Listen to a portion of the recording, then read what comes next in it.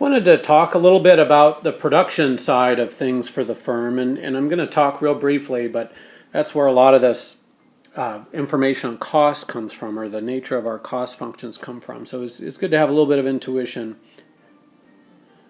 The text uses this example of a bottling factory, hence the picture that I just left. And then they give us this production function. This short run production function is the relationship between labor and output. And remember that there's going to be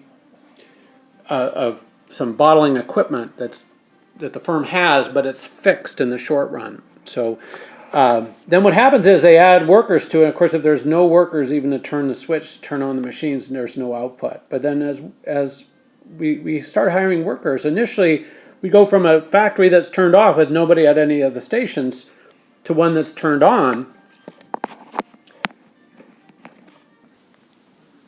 And initially, you can get some big jumps in output. So we hire one worker, it jumps to 80. Second worker, marginal product, that output associated with the last worker hired, jumps to 120, so it's going up.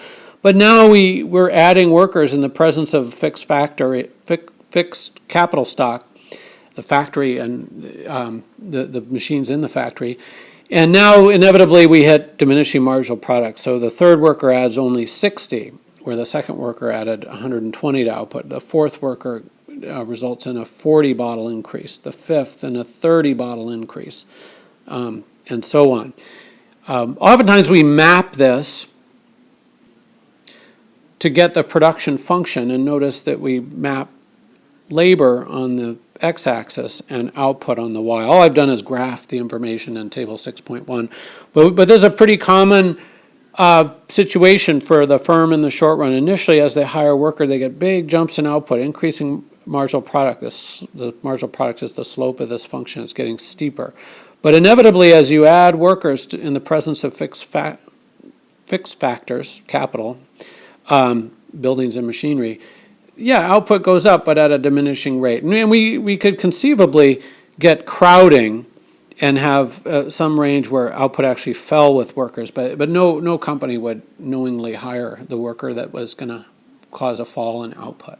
Anyway, that's the nature of production. Just like we saw with Harry and his bottle hunting, when we hit this range where marginal product is diminishing, well, we're going to have a situation where marginal cost is increasing. Made with Doodlecast Pro.